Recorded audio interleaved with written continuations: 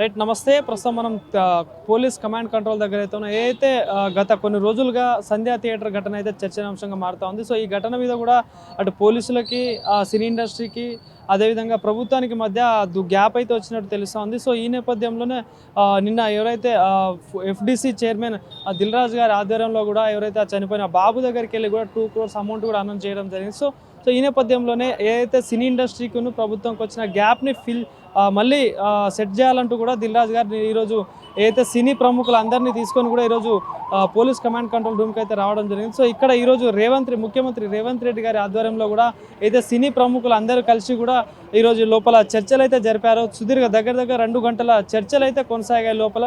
So ప్రధానంగా అనేక అంశాల మీద కూడా చర్చలు జరిపారంటూ కూడా వాళ్ళు చెప్పడం ఇందాక ప్రెస్ మీట్లో చెప్పడం జరిగింది. చూసుకుంటే సినీ రంగం ప్రభుత్వానికి కలిసి ఉండాలి. ఏదైతే గత హైదరాబాద్ కానీ తెలంగాణ ఒక బ్రాండ్గా మారాలి సినీ ఇండస్ట్రీకి అని చెప్పేసి కూడా చెప్పుకొచ్చినట్టు తెలుస్తూ ఉంది. అదే ప్రధానంగా ఏదైతే మొన్న జరిగిన సంధ్యా థియేటర్ ఇష్యూలో కూడా ఇలాంటి మళ్ళీ జరగకుండా ఉండాలని కూడా జాగ్రత్తలు తీసుకునే ప్రయత్నం చేశారు. సో ఈ మీటింగ్కి కూడా చాలామంది సినీ ప్రముఖులు రావడం జరిగింది. సో ప్రధానంగా ఎఫ్డిసి చైర్మన్ దిల్ రాజు గారు, అదేవిధంగా అల్లు అరవింద్ గారు, డైరెక్టర్ శంకర్ గారు, ఇలా ప్రముఖులు ప్రశాంత్ వర్మ కానీ, హీరోలు కిరణ్ అబ్బవరం కానీ, ఇలా ఇంకా చాలామంది కూడా లోపలికి రావడం జరిగింది. వెంకటేష్, నాగార్జున గారు, ఇలా చాలామంది సినీ ప్రముఖులు కూడా ఈరోజు ఈ మీటింగ్కి రావడం జరిగింది. సో ఈ మీటింగ్ దగ్గర 2 గంటల మీటింగ్లో కూడా ప్రధానంగా అనేక అంశాలు చర్చించారంటూ కూడా మనకు తెలుస్తూ ఉంది. సో ప్రధానంగా ఏదైతే మూవీలో డ్రగ్స్ నిర్మూలన గురించి కూడా ప్రభుత్వం ఏదైతే కృషిస్తుందో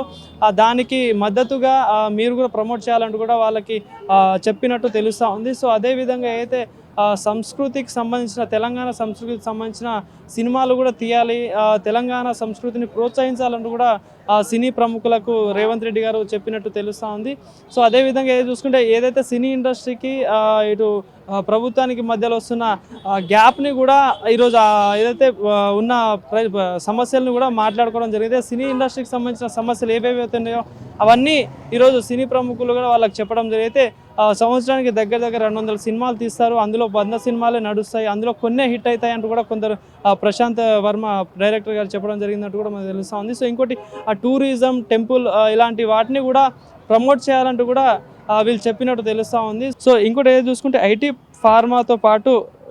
ఫార్మాతో పాటు సినిమా పరిశ్రమ కూడా ముఖ్యం అని చెప్పేసి కూడా చెప్పడం జరిగింది. ఇంకోటి తెలంగాణలో అవార్డు ఇవ్వడం లేదని తెలిసి గద్దర్ అవార్డు కూడా ఏర్పాటు చేశాము.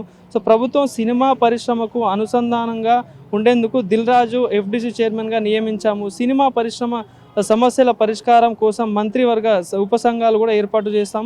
సో దగ్గరలో అటు సినీ ఇండస్ట్రీకును ఏదైతే మంత్రులకు కూడా ఒక కమిటీ ఏర్పాటు చేసి ఫర్దర్గా ఎలాంటి డెవలప్మెంట్ చేయాలి ఏందనే దాని గురించి కూడా చెప్పారంటూ తెలుస్తూ ఉంది. సో ప్రధానంగా ఏదైతే రేవంత్ రెడ్డి గారు అసెంబ్లీలో చెప్పినట్టు బెనిఫిట్ షోస్ ఇప్పటి నుండి ఉండవు, ఏదైతే టికెట్ రేట్లు కూడా పెంచమని చెప్పేసి కూడా చెప్తున్నట్టు మనకు తెలుస్తూ ఉంది. సో ప్రస్తుతం ఇది ఇప్పటివరకు జరిగిన అప్డేట్స్. లోపల ఏదైతే గత 2 గంటలుగా జరిగిన ఇన్ఫర్మేషన్లో ఇది ఇప్పటివరకు జరిగిన అప్డేట్స్.